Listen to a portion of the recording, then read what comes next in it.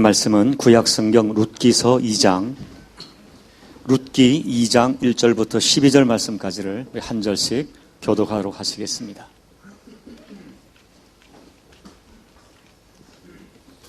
룻기입니다. 자, 교독하겠습니다. 나오미의 남편 엘리멜렉의 친족으로 유력한 자가 있으니 그의 이름은 보아스더라.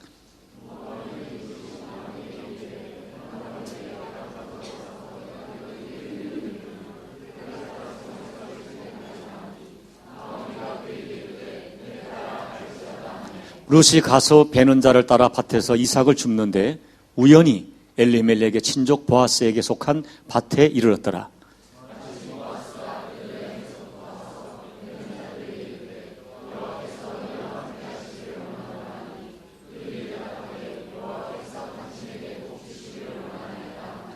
보아스가 베는 자들을 거느린 사원에게 이르되 이는 누구의 소녀냐 하니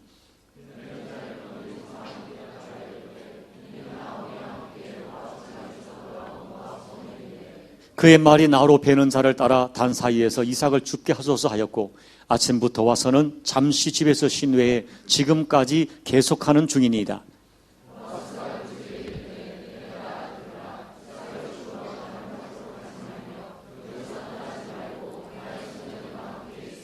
그들이 베는 밭을 보고 그들을 따르라. 내가 그 소년들에게 명령하여 너를 건드리지 말라 하였느니라.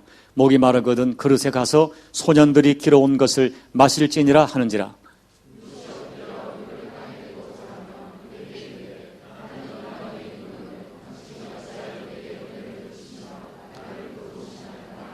보아스가 그에게 대답하여 이르되 내 남편이 죽은 후로 내가 시어머니에게 행한 모든 것과 내 부모와 고국을 떠나 전에 알지 못하던 백성에게로 온 일이 내게 분명히 알려졌느니라.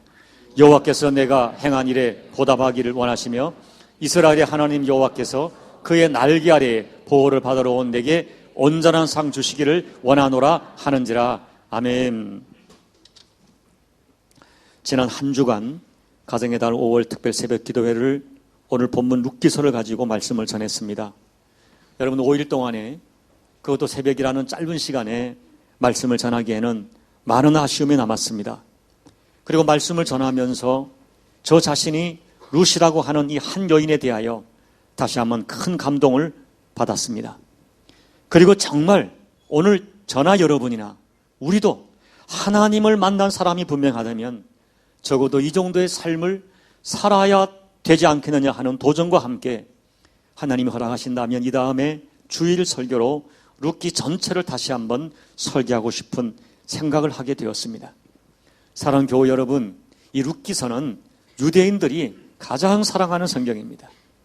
특별히 룻기서는 이 오순절 절기에 유대인들이 백성들에게 읽어주던 책이었는데 이 룻기서를 읽어주면 사람들이 크게 위로와 소망을 받았고 당대의 어려운 삶에 지친 사람들의 마음이 활짝 열리고 그들의 마음속에 따뜻함을 간직하는 그런 말씀이었다고 합니다. 왜 그런 역사가 일어날까요?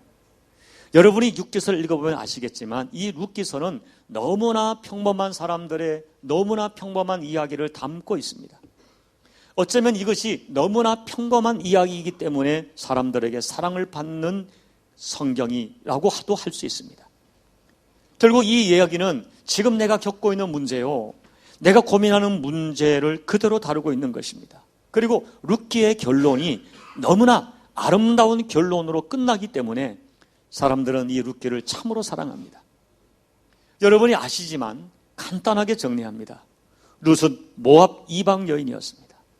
그런데 유대 남자와 결혼을 했습니다. 그렇지만 자녀를 두지 못하고 남편이 일찍 죽고 말았습니다.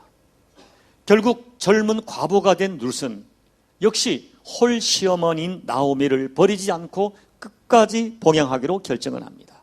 그리고 시어머니를 따라 유대 땅으로 돌아오게 됩니다. 그 이후 이삭을 줍는 가난한 삶이었지만은 성실한 삶과 신앙으로 사람들에게 인정을 받게 되고 결국 베들레헴의 유력한 사람이었던 보아스와 결혼함으로 절정의 인생을 살게 됩니다. 그리고 드디어 이스라엘의 영웅인 다윗 왕의 증조 할머니가 되는 것입니다. 이러한 룻의 인생 역전 이야기를 다룬 룻기는 평범하지만 신약 신구약 66권 중에서 가장 감동적인 책으로 인정을 받고 있습니다. 그러나 여러분, 이 룻기서는 단순한 한 여인의 인생 역전 이야기가 아닙니다. 모압이라고 하는 하나님께 버림받은 땅의 이방인 한 여인의 이야기가 굳이 사사기서와 사무엘서의 한가운데 정경으로 배치된다는 깊은 의미가 있는 것입니다. 이 너무나 혼란스러웠던 혼란의 시대인 사사시대와 새로운 하나님의 예수 그리스도의 모형으로 여겨지는 다윗 왕이 등장하는 그 중간에, 그러니까 혼란의 시대를 정리하고 새로운 역사를 열어가는 그 중간에 룻이라는 이방 한 여인을 하나님은 쓰시게 되는 것입니다. 무엇 때문에 하나님께서는 룻이라는 이방 여인을 하나님의 역사의 주인공으로 사용하셨을까? 이 룻이라는 여인을 통하여 오늘 우리가 들어야 할 하나님의 말씀은 무엇일까요? 첫째로, 하나님을 진짜 만난 사람은 상대적 가치로 인생을 살지 않고 절대적 가치를 선택하며 살아간다는 것입니다. 여러분, 이 세상에는 상대적 가치와 절대적 가치가 있습니다. 돈, 학력, 좋은 집, 좋은 차, 좋은 자리, 명품, 시집가고 장가가는 거, 좋은 먹고 마실 좋은 음식, 재미있는 취미생활, 이 모든 것들은 상대적 가치입니다. 믿음, 하나님 나라, 구원, 영생, 사랑, 사명, 예배, 헌신, 절대적 가치입니다. 여러분, 제 말은 상대적 가치가 필요 없다는 말이 아닙니다.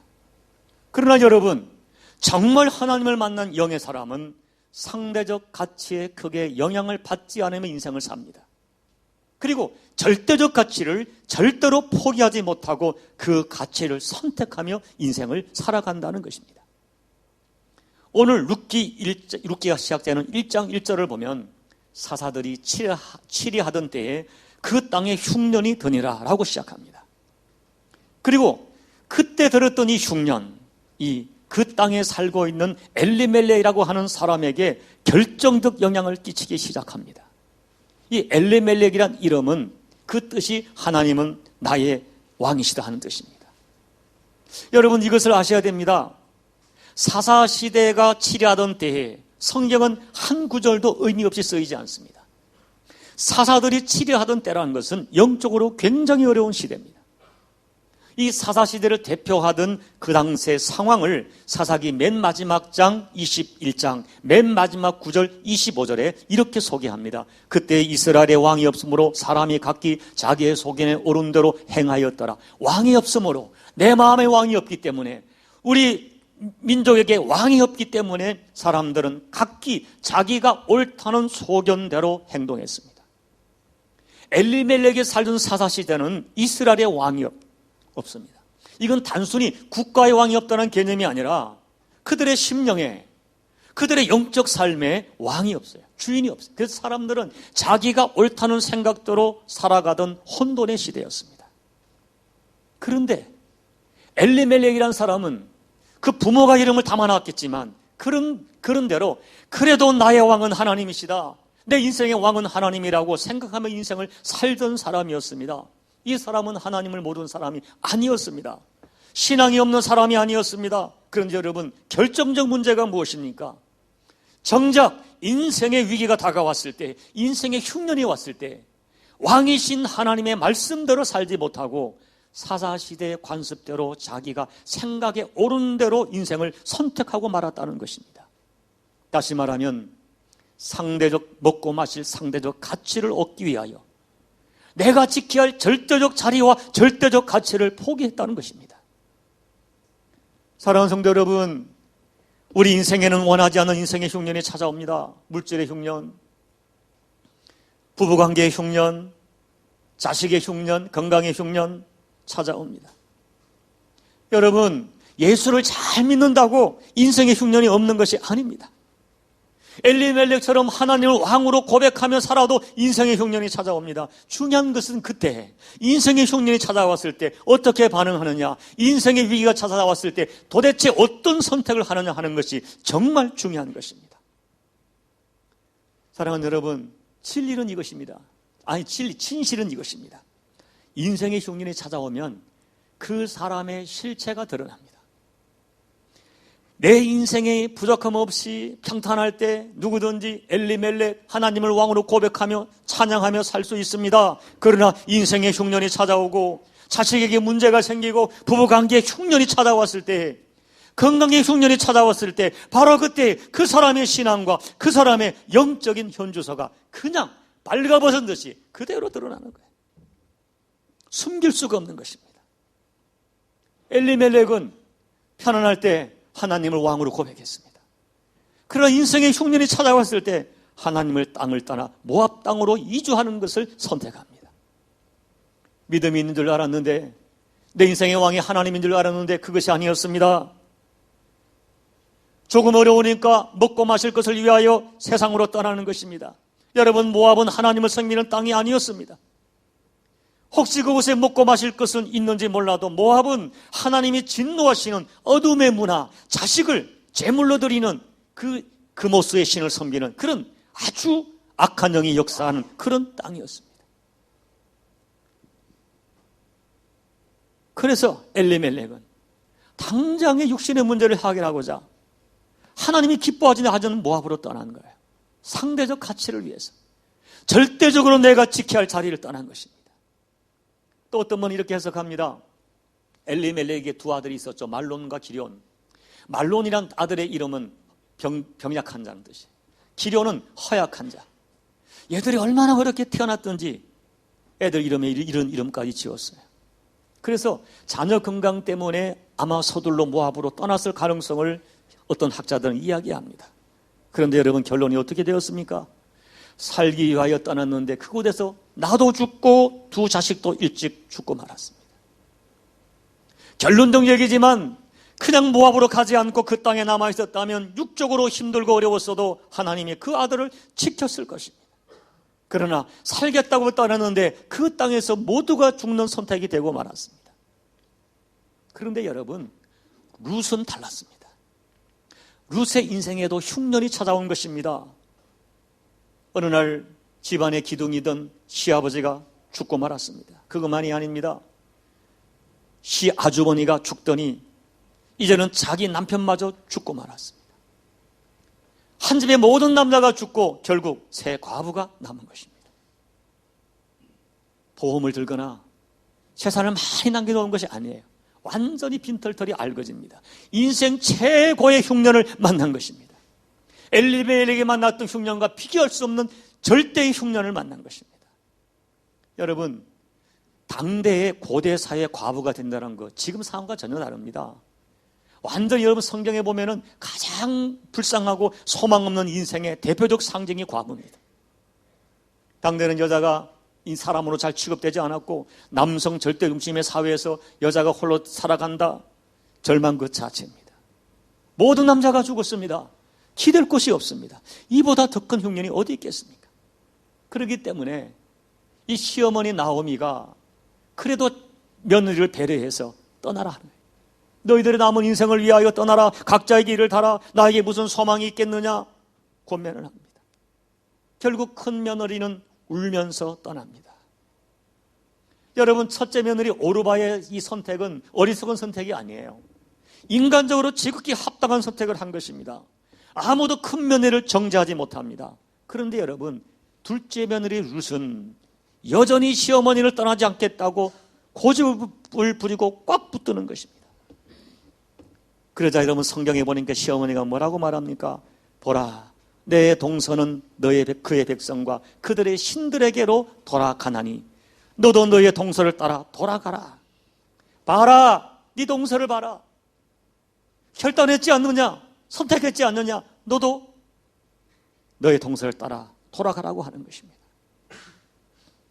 여러분, 오늘 우리 주변에 이 말이 얼마나 많이 들려지는, 내 동서를 보라, 저 사람을 보라, 너도 따라가라.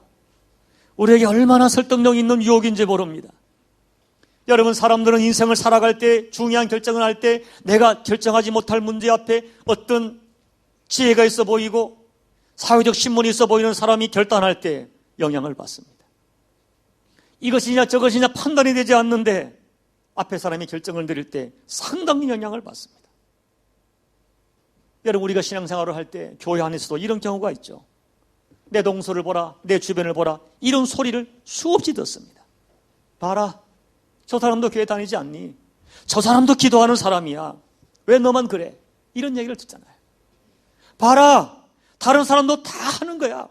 왜 당신만 유별나게 그래? 그렇게 산다고, 그렇게 믿는다고 뭐 달라지는 거 있어? 우리가 수없이 듣죠. 특별히 여러분, 우리는 스스로를 속입니다. 이것이 하나님의 뜻이 아닌 것 같은데 내게 미련이 남아있는 거예요. 마음이 머뭇거리고 있는데 나와 같은 신앙이라고 하는 사람이, 교회 직분자가, 기도한다는 사람이 먼저 선택할 때 우리는 우리 마음에 면죄부를 받는 것처럼 생각되어 양심의 가책이 되면서도 따라갈 때가 얼마나 많은지 모릅니다. 그런데 룻은 달랐습니다. 룻은 단호했습니다. 룻기 1장 16절 17절을 한번 읽어보겠습니다. 자, 읽어보시죠. 띄워주세요. 읽겠습니다. 시작. 룻이 이르되 내게 어머니를 떠나며 어머니를 따르지 말고 돌아가라 강권하지 마옵소서. 어머니께서 가시는 곳에 나도 가고 어머니께서 머무시는 곳에 나도 머물겠나이다. 어머니의 백성이 나의 백성이 되고 어머니 하나님의 나의 하나님이 되리니 어머니께서 죽으시는 곳에 나도 죽어 거기 묻힐 것이라. 만일 내가 죽는 일 외에 어머니를 떠나면 여호와께서 내게 벌을 내리시고 더 내리시길 원하나이다 하는지라. 여러분, 룻은 자기의 선택에 생명을 거는 거예요. 내가 죽어도 어머니를 떠나지 않겠다는 거예요. 여러분 생각해 보세요. 이런 어리석은 선택이 어디 있습니까? 지금 어머니는 빈털털입니다. 아무것도 없습니다. 계대 결혼이 있다고 하지만 낳을 남편도 없는, 자식들 낳을 수가 없어요. 룻의 선택은 너무나 어리석어 보입니다. 그러나 여러분, 이 선택이 룻의 인생을 완전히 바꿔놓은 것입니다. 여러분, 왜 그러면 룻이 나오미를 선택했을까요? 인간적 동정심일까요? 제가 이번 주 새벽 기도에는 이 효도에 초점을 맞추고 설교를 했지만, 여러분, 달리 갈 곳이 없는 시어머니를 인간적으로 동정해서, 아니면 그 효심 때문에 나오미를 선택했을까요? 시어머니를 끝까지 붙들었을까요? 우리가 이 성경을 보면 그렇지 않습니다. 우리가 나오미 이장 룻의 고백을 보면요, 룻의 이 단호한 결심 중에 가장 핵심적인 말이 어머님의 백성이 나의 백성이 되고 어머니의 하나님의 나의 하나님이 되시리니 라는 말입니다. 이 선언은 룻의 선택이 신앙적 동기에서 왔다는 것을 확실히 정해 줍니다. 여러분, 성경을 보면 큰 며느리 오르바가 돌아갔을 때 성경은 이렇게 기록합니다. 그가 몸만 돌아간 것이 아니라 그들의 신에게로 돌아갔습니다. 그가 시어머니를 떠났을 때 시어머니만 떠난 것이 아니라 함께 섬겼던 여호와 하나님을 떠난 것입니다. 큰 며느리는 돌아갈 때 몸도 돌아가고 그리고 옛날에 믿었던 그모스 신에게로 돌아갔습니다.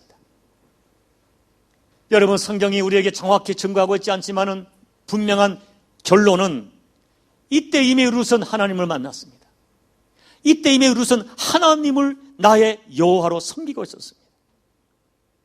이 룻에게 시어머니와의 결별은 하나님과의 결별이었습니다. 그것을 알았습니다. 그래서 시어머니를 향한 효심과 동정심 이전에 여호와 하나님을 떠날 수가 없기에 시어머니를 떠날 수가 없었던 것입니다. 이것이 오늘 룻기의 가장 중요한 주제입니다. 룻이 붙들어는 것은 하나님이었습니다. 언제부턴가 여호와 하나님이 룻에게는 죽어도 내가 떠날 수 없는 인생의 절대 가치였습니다. 룻에게 하나님이 그 인생의 생명이었습니다. 그래서 상상할 수 없는 인생의 흉년 속에서 모든 것이 끝났지만 하나님만은 버릴 수가 없었습니다. 하나님이 내 인생의 절대 가치였습니다.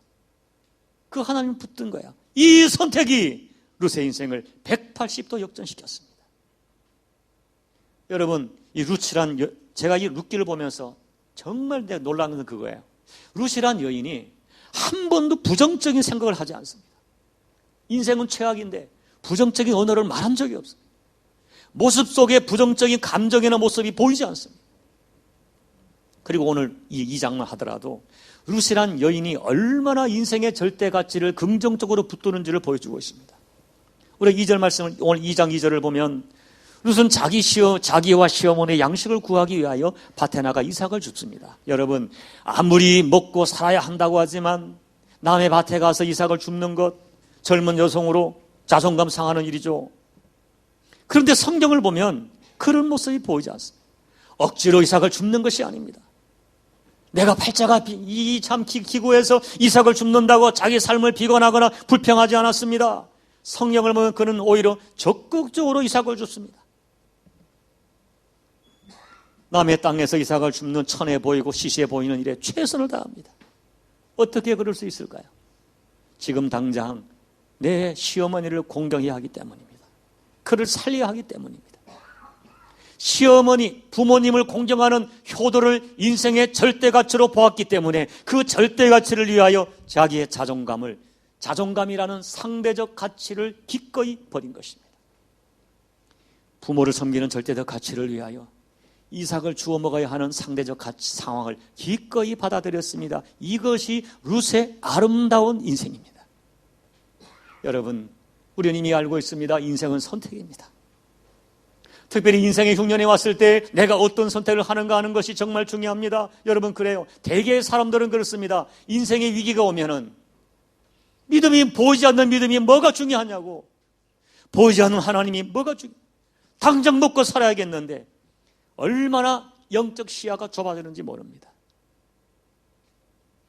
절대적 가치를 헌시짝처럼 버리고 상대적 가치를 너무나 손쉽게 선택합니다. 여기서 인생이 달라지는 것입니다. 여러분, 룻은 우리 인생에 절대로 포기할 수 없는 절대 가치가 여호와 하나님인 것을 깨달았습니다. 또 눈에 보이는 부모를 공경하는 효도가 하나님이 명하신 절대의 가치인 것을 깨달았습니다.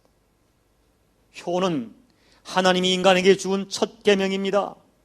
이것은 상대적 가치가 아니라 내가 해도 되고 안 해도 되는 것이 아니라 하나님이 분명히 명령하신 절대 가치입니다. 그래서 하나님을 선택하고 또 육신의 시어머니를 내가 봉양하기 위하여 자기의 미래를 포기한 것입니다. 빈털터리 시어머니를 선택한 것입니다. 그 시어머니를 내가 선택한 길이기에 기꺼이 남의 밭에 가서 이삭 줍는 천한 일을 감당한 것입니다. 여러분, 잘 보세요. 먹고 살고자 하는 상대적 가치를 위하여 내가 떠나서는 안 될 유다 땅 베들레헴을 떠났던 엘리멜렉은 결국 자기와 가족을 죽게 만들었습니다. 그러나 절대 가치였던 하나님, 여호와 하나님을 선택하기 위하여 상대적 가치였던 자기의 미래를, 자기의 자존감을 버리면서 시어머니와 베들레헴을 선택한 룻은 자기 자신과 그 후손을 가장 존귀하게 만들었습니다. 여러분, 우리 인생의 중요한 은혜는 정말 내가 예수를 믿지만 그 살아계신 예수님을 경험하는 것은 언제입니까? 내가 절대적 가치가 무엇인지를 깨닫고 그것을 선택하고 그 선택한 것을 실제적으로 실천하는 삶의 현장에서 하나님의 생명은 우리에게 경험되는 것입니다. 그 선택이 우리를 하나님의 은혜로 들어가는 통로가 되게 합니다. 오늘 룻기는 이 룻의 선택이 얼마나 귀하고 그 선택이 가져오는 축복이 얼마나 위대한지를 하나님은 룻을 통하여 깨닫게 하시는 것입니다. 둘째, 오늘 본문에 주는 교훈은 그거예요. 하나님은 하나님을 선택한 사람에게 우연을 마침이라고 하는 은혜로 바꾸어 주신다는 것입니다. 여기 여러분 3절을 보면 우연이란 말이 나왔고요. 제가 이 우연에 대해서는 새벽에 설교했지만은 이 4절을 보다 보니까 마침이란 단어가 나와 있어요. 여러분 3절의 우연이와 4절의 마침이란 단어를 주목해 보세요. 룻은 베들레헴을 잘 몰랐습니다. 그래서 이삭을 죽으러 가는데 어디로 가야 할지 모르고 앞에 있는 이삭 줍는 사람들을 그냥 따라간 거예요. 그런데 우연히 따라갔는데 우연히 간 그 밭이 자기의 시아버지 엘리멜렉의 친족 보아스의 밭이었습니다. 성경은 이것을 우연이라고 묘사하고 있지만 사실 그것은 우연이 아니었습니다. 하나님의 뜻을 이루어가는 하나님의 인도하심이었습니다. 4절을 보세요. 마침 되었죠.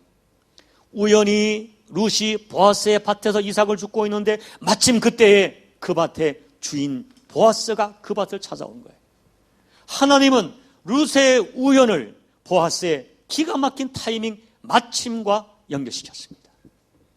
룻이 우연히 보아스의 밭에 갔는데, 그러나 그것은 우연이 아니었어요. 하나님께서 축복을 주시기 위하여 룻과 보아스를 만나기 위한 하나님의 섭리였습니다. 여러분, 하나님의 축복은 어느 날 우연히 오는 것 같지만 그것은 우연이 아니라 그동안 내가 뿌렸던 눈물의 기도와 헌신이 씨앗이 되어 열매가 맺어지는 것입니다. 여러분, 성경에 보면요, 우연히 필연이 되는 경우가 너무 많아요. 우연히 은혜를 받는가 하면 우연히 쏜 화살 하나가 하나님의 섭리 속에 악한 아합을 죽이는 결과를 가져오죠. 출애굽기 2장을 보세요. 모세가 태어납니다. 그때 애굽에 태어난 모든 사내 아이는, 히브리 사내 아이는 태어나자마자 죽여야 했습니다. 모세의 부모는 모세를 그렇게 죽일 수가 없어서 갈대 상자를 만나 모세를 만들어 갈대 상자에 모세를 놓고 날강에 띄우죠. 그런데 그날 우연히 날강에 목욕하러 온 공주가 우연히 그 상자를 발견합니다. 공주가 목욕하러 온 것도 우연이었어요. 그런데 우연의 일체로 날강을 떠내려오던 이 상자가 우연히 공주에게 발견되어지는 거예요. 그 상자를 열었을 때 이 공주는 이 아이가 히브리 아이인 걸 알았습니다. 그런데 그 아이의 울음이 마음을 격동하는 거예요. 불쌍히 여기는 마음이 든 거예요. 이것이 인간의 우연을 축복으로 바꾸시는 하나님의 섭리였습니다. 여러분, 룻은 그날 우연히 그 밭에 들어갔습니다. 누구 밭인지도 몰랐습니다. 그런데 하나님은 마침 그 시간에 보아스를 등장시켜 두 사람의 기적 같은 만남을 허락하신 것입니다. 더 우리가 생각하면 하나님의 은혜는 그것만이 아니죠. 룻을 처음 봤는데 필이 꽂힌 거예요. 여러분, 룻이 얼마나 예뻤는지는 모르겠어요.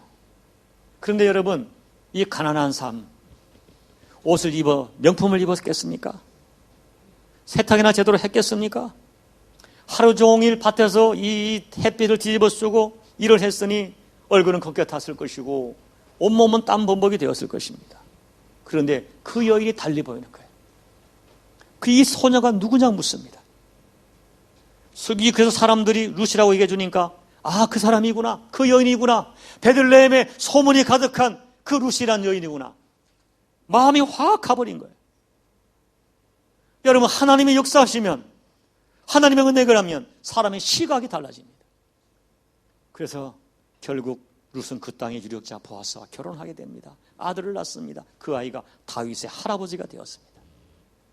이것이 인간의 우연을 축복의 통로로 바꾸시는 하나님의 섭리입니다. 여러분, 우리 인생을 또 그런 것 같아요. 되돌아보면 그때 우연히 만났어요. 우연히 그 시각에 갔어요. 그런데 그 우연으로 끝나지 않게 하신 하나님 일들이 우리에게도 있었습니다. 우리에게도 하나님의 개입하심이 있었어요. 내가 인정하든 내가 인식하든 인식하지 못하든 그건 우연이 아니었어요. 하나님 마침 그 시간에 마침 그 사람을 그곳에 있게 하셨어요. 하나님의 개입이 있었어요. 저는 믿습니다. 오늘도 정말 하나님을 만난 사람, 그 하나님을 절대 가치로 믿고 살아가는 사람에게 우리의 우연을 하나님께서는 마침 그 시간에 마침 그 사람으로 만나게 하시고 바꾸시는 은혜를 베풀어 주신다는 것입니다. 셋째, 오늘 본문에서 제가 여러분께 나누고 싶은 것은 하나님은 우리가 행한 모든 것을 아시고 반드시 갚아주신다는 것입니다. 본문 11절을 보면 보아스는 룻에게 말하기를 네 이야기를 들었다. 내 남편이 죽은 이후로 네가 네 시어머니에게 행한 모든 것을 내가 들었고 네가 네 부모와 고국을 떠나 우리를 선택하기 위하여 내 부모와 고국을 떠난 것을 내가 다 분명히 들었다고 이야기합니다. 여러분, 룻은 어떤 보상을 바라고 사람에게 알려지기 위하여 시부모를 봉양한 것이 아닙니다. 당연히 해야 할 일을 했습니다. 그런데 그들의 효심이 소문이 나는 거예요. 하나님을 선택하기 위하여 동족을 버리고 자기 조국을 버렸습니다. 그 모든 것들이 베들레헴 전체에 다 소문이 나는 거예요. 내가 의도하지 않았지만 사람들에게 소문이 났어요. 여러분, 사람뿐이겠습니까? 하나님이 정확하게 하시는 거예요. 하나님이 아는 것으로 끝나시겠습니까? 아닙니다. 본문 12절을 보면 여호와께서 내가 행한 모든 일에 보답하기를 원하며 이스라엘 하나님 여호와께서 내게 온전한 상 주시기를 원하노라. 이 말은 보아스가 룻을 축복하는 말이지만 사실은 하나님이 보아스의 입을 통하여 하나님의 심정을 선포하는 거예요. 하나님은 우리가 행한 대로 보상해 주십니다. 심은 대로 거두게 하십니다.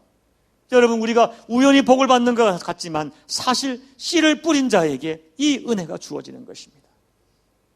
그런 점에서 우리 예수 믿는 사람에게 삶의 우연은 없습니다. 룻이 보아스를 만나 가정을 살려내고 다윗의 조상이 되고 예수님의 조상이 된 거 우연이 아닙니다. 룻은 절대 가치인 하나님을 선택하기 위하여 자기의 모든 상대적 가치를 버렸습니다. 룻이 자존감을 포기하고 이삭 죽기를 하며 시어머니 나오미를 최선을 다해 봉양했습니다. 그 섬김을 하나님이 다 아셨어요. 그래서 그토록 크게 축복하신 것입니다. 이제 말씀을 마칩니다. 여러분, 오늘 룻기가 우리에게 전해주는 강력한 도전이 뭡니까? 강력한 메시지, 선택입니다. 그녀는 현실이 너무너무 어렵고 힘들었지만 그녀는 분명히 그래도 내가 죽어도 포기할 수 없는 절대 가치가 뭔지를 분명히 알았어요. 내가 그것을 선택했을 때 내 인생이 어떻게 될지, 내가 선택으로 말미암아 와줄 올 위험을 알고 있었지만 두려워하지 않았어요. 하나님이 기뻐하는 인생의 절대 가치, 그것을 내 인생 최고의 인생의 흉년에도 놓치지 않았어요.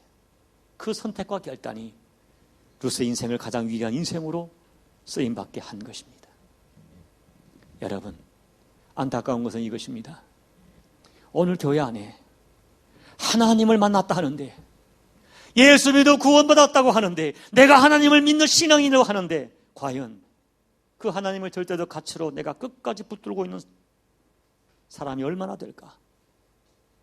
순간순간 먹고 마시기 위하여, 육신의 것을 위하여 상대적 가치를 얻으려고 오히려 절대적 가치를 포기했던 또 한 명의 엘리멜렉이 교회에 얼마나 많은지 모릅니다. 모태신앙이라는데, 그렇게 헌신했다는데 과거에 조금 더 놀고 싶다고, 조금 더 벌고 싶다고 한 주도 빠지다가 영원히 돌아오지 않는 교우를 우리 교회도 많이 있습니다. 그리고 여러분, 요즘 시대가 뭐가 참 보기 힘든가 하면 남편을 위하여 아내가 죽어지고, 아내 위하여 남편이 죽어지고, 여러분, 오늘 이 룻이란 여인이 시어머니 위하여 자기 인생을 포기한다, 이런 일이 가능하겠습니까? 오늘 우리 교회에 예수를 믿는다고 하지만은 누군가를 위하여 희생한다는 것이 너무너무 낯선 시대에 살고 있습니다. 과거에 하나님의 성전을 지을 때 집을 팔았다, 전설처럼 되어버렸습니다. 룻처럼 기대할 것이, 보상받을 것이 전혀 없는 누군가를 위하여 나를 희생한다, 실천할 수 없는 전설처럼 된 시대에 우리는 살고 있습니다. 그러나 여러분, 성경은 그렇게 말하고 있지 않다는 것입니다. 하나님은 그렇게 말씀하신 적이 없다는 것입니다. 저는 여러분에게 도전을 주고 싶습니다. 우리 인생에 한 번만이라도 내가 정말 하나님을 만난 사람이라면 룻과 같은 선택을 한 번쯤은 해야 되지 않겠습니까? 내가 정말 하나님 만나 거듭난 자라면, 내가 예수님의 십자가 보혈로 구원받은 하나님의 자녀라면 나도 한 번쯤은 주님을 위하여 나를 던져봐야 되지 않겠습니까? 한 번쯤은 멋진 사랑을, 남편을 향하여 아내가 몸을 던지고, 아내 위하여 내 인생을 던지고, 부모 위하여 자식이, 자식이 부모를 위하여 내 인생을 던지는 그런 헌신의 간증을 한 번쯤은 가지고 있어야 하지 않을까요? 그때 룻의 이야기가 우리 이야기가 될 것입니다. 사랑하는 여러분, 말씀을 맺습니다. 우리 인생에 원하지 않지만 이 모양 저 모양의 인생의 흉년이 찾아올 것입니다. 그럼 우리에게 믿음이 있습니다. 하나님은 한 번 택한 자를 버리지 않습니다. 하나님은 나를 사랑하시되 독생자 예수의 목숨까지 주실 정도로 사랑합니다. 그렇게 사랑하는 하나님이 왜 나를 함부로 버리겠습니까? 우리 인생의 흉년이 찾아오지만 흉년조차 손으로 막 바꾸시는 하나님, 그 뜻대로 부르심을 입은 자에게 모든 것을 손으로 바꾸시는 하나님을 믿고 끝까지 내 인생의 절대 가치인 하나님을 붙든다면, 인생의 흉년 속에서도 세상을 따라가지 않고 하나님께 더 기뻐하시는 선하시고 온전한 뜻을 쫓아간다면 우리도 룻의 경험을 하게 될 것을 저는 믿습니다. 인생에 포기할 수 없는 절대 가치를 선택하다가 정말 하나님을 만난 자로 살아가시는 저와 여러분이 되시기를 예수님 이름으로 축복합니다. 기도드리겠습니다.